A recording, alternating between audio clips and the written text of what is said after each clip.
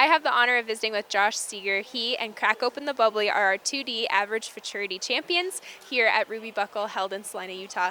Josh, this is a really, really fun win. This is a mare you've had in your program for a little while. Tell us about her.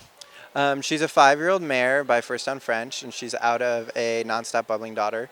Stacee Lundstrom's the owner. She bred her and raised her, and I've been lucky to be able to run her here and start getting her going here, and she's won some good money today, so it was really fun.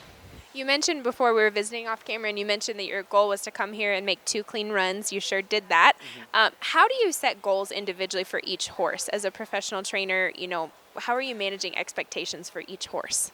Yeah, I kind of just see when they start out, where they kind of clock, I guess, a little bit, and then I'm like, okay, well, you tried really hard there, and you were a little slower than some of the other horses, and this mare just got a little later start, and she had been consistently placing in the 2D, in some of those places it's like a second off, and I was like, I knew at the Ruby and at some of these events it's a .75, and so I was like, okay, I really need to try to get you a little faster, you're doing great, and so that was like my hope coming here. I really was trying so hard to get her a little quicker, and she did exactly what I needed her to do, so I was really happy. I would love to get to know you more outside of the arena. How did you get started training barrel horses? Well, I had done it ever since I was a kid. I loved it. It's all I wanted to do.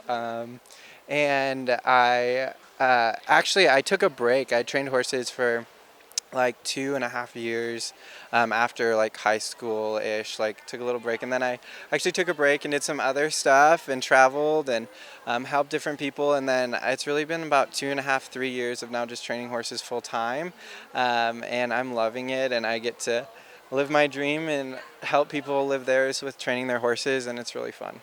That is so wonderful. It's so cool to see people who have a passion for these horses and for this sport. This is a very busy time of year. There's a lot of events going on. How did you make the decision to drive from Stephenville all the way here to Utah for this race? Yeah, well, I have 2 horses that were Ruby Buckle, and the one horse, actually, she did good. She got 8th in the average, too, so I was super happy with her. That was one of the horses I was hoping she'd do good, too, and the other mare, I just thought she could place, too, so I thought we'd have a chance, and they both have been really lucky with the program. They both came home with money, and so I was like, I traveled with Danielle Campbell. Both and I just carpooled our way down here, and we both had just a couple horses, and we both were really thankful we came home with some money. That's so exciting. My final question for you is, what's the best piece of either horsemanship or barrel racing advice that you've received? I think just being open to learning and taking advice from people and seeing what they're doing, and also being confident in yourself too, but never closing anything off, because every horse is so different, and how you need to train them and ride them, they can be so different. So that's just what I've kind of learned.